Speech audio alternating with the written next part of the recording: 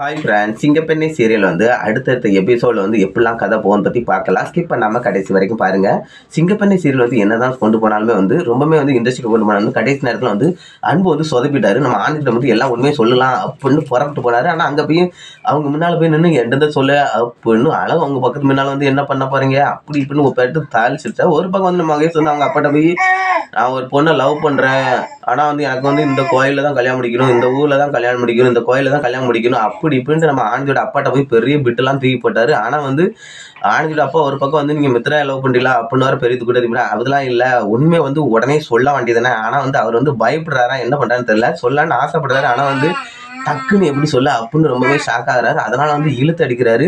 நான் இந்த ஊரில் தான் கல்யாணம் முடிக்க போகிறேன், இந்த ஊரில் தான் அந்த பொண்ணு இருக்குது, அதனால வந்து எங்கள் அம்மா அப்பாலாம் பார்த்துட்டாங்க பொண்ணை, எப்படி வந்து இதெல்லாம் கல்யாணம் முடிப்போம் அப்படின்னு சொன்ன உடனே நம்ம ஆனந்தியோட அப்பா வந்து ஷாக் ஆகிறாங்க. என்னதான் நடக்க போகுதுன்னு தெரியலன்ட்டு. ஒருவேளை வந்து ஆனந்தி சொல்கிறான்னு அவங்க வந்து யோசிக்கவே பார்க்கல. ஆனால் வந்து நல்ல ஃப்ரெண்டாக 2 பேர் இருக்கனால வந்து நம்ம ஆனந்தியோட அப்பா வந்து அதெல்லாம் யோசிக்கவே இல்லை. கடைசி நேரத்தில் வந்து மகேஷ் வந்து உண்மையை சொன்னாலும் சொல்லிடுவாங்கன்னு நினைக்கிறேன். அதுக்கப்புறம் வந்து நம்ம ஆனந்தியோட அப்பா வந்து சம்மதம் சொல்லுவாங்கன்னு தான் நினைக்கிறேன். எனக்கு தெரிஞ்சளவு வந்து நம்ம மகேஷ் வந்து நல்ல பணக்காரர்களால வந்து ஆனந்தி கல்யாணம் முடிக்கிறது வந்து ஓகே தான் சொல்லுவார்னு நினைக்கிறேன். இதை பற்றி நீங்கள் எங்களுக்கு கீழே கமெண்ட் பண்ணுங்க. பிடிச்சா லைக் பண்ணுங்க. பாய் ஃப்ரெண்ட்.